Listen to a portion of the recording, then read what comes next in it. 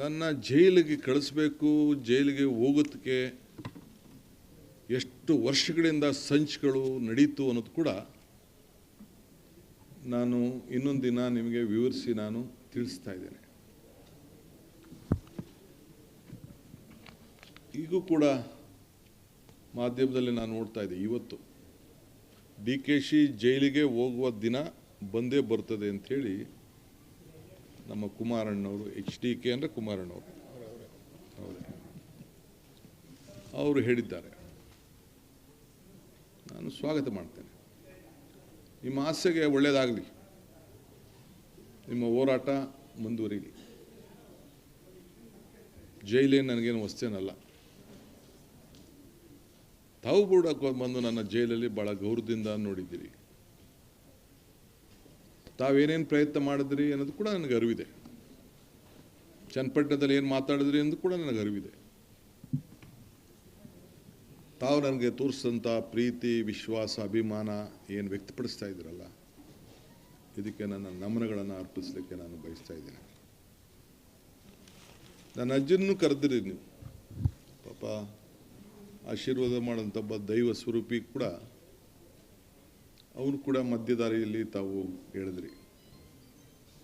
ನಾನು ಅದನ್ನು ಚರ್ಚೆ ಮಾಡೋಕ್ಕೆ ಹೋಗೋದಿಲ್ಲ. ಅನೇಕ ವಿಟ್ನೆನಲ್ಲಿ ಗಲಾಟೆ ಸಂದರ್ಭದಲ್ಲಿ ಏನಾಯಿತು ಅನ್ನೋದು ಕೂಡ ನನಗೆ ಅರಿವಿದೆ.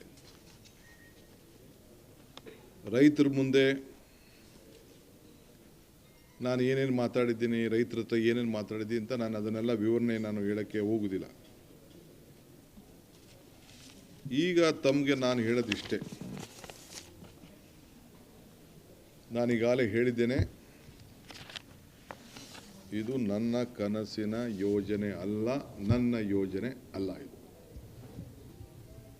ನನ್ನ ಯೋಜನೆ ಅವಶ್ಯಕತೆಯೂ ಇಲ್ಲ, ನಂದು ಅನ್ಸ್ಕೊಳ್ಳೋಕ್ಕೆ ಅವಶ್ಯಕತೆಯೂ ಇಲ್ಲ.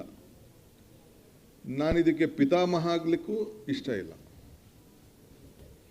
ಬೆಂಗಳೂರು ಸುತ್ತಮುತ್ತಲು ಸಾವಿರಾರು ಎಕರೆ ಇವತ್ತು ಅಕ್ವಿಷನ್ ಆಗಿದೆ. ಹಾಸನದಲ್ಲಾಗಿದೆ, ಇವತ್ತು ಕೃಷ್ಣಾ ಯೋಜನೆ ಆಲ್ಮಟ್ಟಿಲಾಗಿದೆ, ನಮ್ಮ ಆರುಬಲೆಲಾಗಿದೆ. ಆ ಎಲ್ಲ ಕಡೆ ಯೋಜನೆಗಳನ್ನು ಅಕ್ವಿಷನ್ನು, ಲ್ಯಾಂಡ್ ಅಕ್ವಿಷನ್ನು ಎಲ್ಲ ಕೂಡ ಆಗಿದೆ. ಏರ್ಪೋರ್ಟ್, ನಾನೇ ಮಂತ್ರಿ ಆಗಿದ್ದಾಗ ಏರ್ಪೋರ್ಟ್ಗೆ ಲ್ಯಾಂಡ್ ಅಕ್ವಿಷನ್ನು ನಾನೇ ಡಿಸ್ಟ್ರಿಕ್ಟ್ ಮಿನಿಸ್ಟ್ರು. ಬರೀ 6 ಲಕ್ಷ ರೂಪಾಯಿಗೆ ಅವತ್ತು ರೈತರನ್ನ ಕರೆಸಿ ಮಾತಾಡಿ ತೀರ್ಮಾನ ಮಾಡಿದೆ. ಮುನ್ನರಸಿಂಹ MLA ಅವರು, ಬಚ್ಚೇಗೌಡರು, ನಮ್ಮ ಮಿಲ್ಕ್ ಅಧ್ಯಕ್ಷರಿದ್ದರು, ರಾಮಯ್ಯ ಅಂತ ಇದ್ದರು, ಎಲ್ಲ ಕೂತ್ಕೊಂಡು ನಾವು ಮಾತಾಡಿ ಒಂದು ತೀರ್ಮಾನ ಮಾಡ್ದು. 4,000 ಎಕರೆಯಲ್ಲಿ 2,000 ಎಕರೆ ಸರ್ಕಾರದ್ದು, 2,500 ಎಕರೆ ರೈತರದು. ಇವತ್ತು ಏನಾಗಿದೆ, ಸುತ್ತಮುತ್ತಲು ಏನಾಗಿದೆ ಅಂತ ನಾನೀಗ ನಿಮಗೆ ಆಲೋಚನೆ ಮಾಡ್ತಿಲ್ಲ. ಕೃಷ್ಣ ಸಾಹೇಬ್ರ ಕಾಲದಲ್ಲಿ ITBT ಯೋಜನೆ, ವೀರಪ್ಪ ಮೊಯ್ಲಿಯವ್ರ ಕಾಲದಲ್ಲಿ ಕೆಲವು ಯೋಜನೆಗಳು, ಎಲೆಕ್ಟ್ರಾನಿಕ್ ಸಿಟಿ, 2 ಲಕ್ಷ, 1.5 ಲಕ್ಷ, 1 ಲಕ್ಷಕ್ಕೆಲ್ಲ ರೈತರು ಜಮೀನನ್ನು ಕಳ್ಕೊಂಡ್ರು. ಇವತ್ತು ಆ ಜಮೀನುಗಳೆಲ್ಲ ಒಂದು 50 ಕೋಟಿ, 60 ಕೋಟಿ, 70 ಕೋಟಿ ರೂಪಾಯಿ ಬೆಲೆ ಬಾಳಂಥದ್ದು ನಾನು ಕಿವಿಲಿ ಕೇಳ್ತಾ ಇದ್ದೀನಿ. ಅವರು ಯಾರವರು? ರಿಯಲ್ ಎಸ್ಟೇಟ್ ಏಜೆಂಟ್ಗಳು. ಅವರು ಜಮೀನು ಕಳ್ಕೊಂಡವರು, ರೈತರ ಕಳ್ಕೊಂಡವರು, ಯಾರು ಮಾಡಿದ್ರು, ಯಾವ ಕಾಲದಲ್ಲಿ ಆಯಿತು, ಅದು ನಾನೇನು ವಿವರಣೆ ಮಾಡಬೇಕಾದಿಲ್ಲ. ಆದರೆ ಇವತ್ತು 23/9/2006 ಮಾನ್ಯ ಗೌರವಾನ್ವಿತ ಮುಖ್ಯಮಂತ್ರಿಗಳ ಅಧ್ಯಕ್ಷತೆಯಲ್ಲಿ, ಆಗ ಯಾರಾಗಿದ್ದರು? ಕುಮಾರಸ್ವಾಮಿರ, ನೀವು ಜೊತೆಲಿದ್ರ? ಸಮ್ಮಿಶ್ರ ಸರ್ಕಾರ. ನೀವು ಇದ್ರಿ.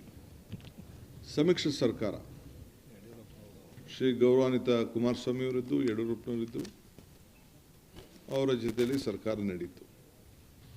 ಅವರ ಅಧ್ಯಕ್ಷತೆಯಲ್ಲಿ ನಡೆದಾಗ 5 ಸಮಗ್ರ ಉಪನಗರಗಳನ್ನು ಅಭಿವೃದ್ಧಿ ಆಗಬೇಕು ಅಂತೇಳಿ, ಅದೇ ಡೇಟ್ ಹೇಳ್ತಾ ಇದ್ದೀನಿ, 23 ಸೇಮ್ ಡೇಟ್. ನಂದಗುಡಿ, ರಾಮನಗರ ತಾಲೂಕು, ಬಿಡದಿ, ಸೋಲೂರು, ಸಾತ್ತೂರು, ಈ ಎಲ್ಲ ಕಡೆ ಒಂದು ಯೋಜನೆ ಆಗಬೇಕು ಅಂತೇಳಿ ಅವರು ತೀರ್ಮಾನವನ್ನು ಮಾಡಿದ್ರು.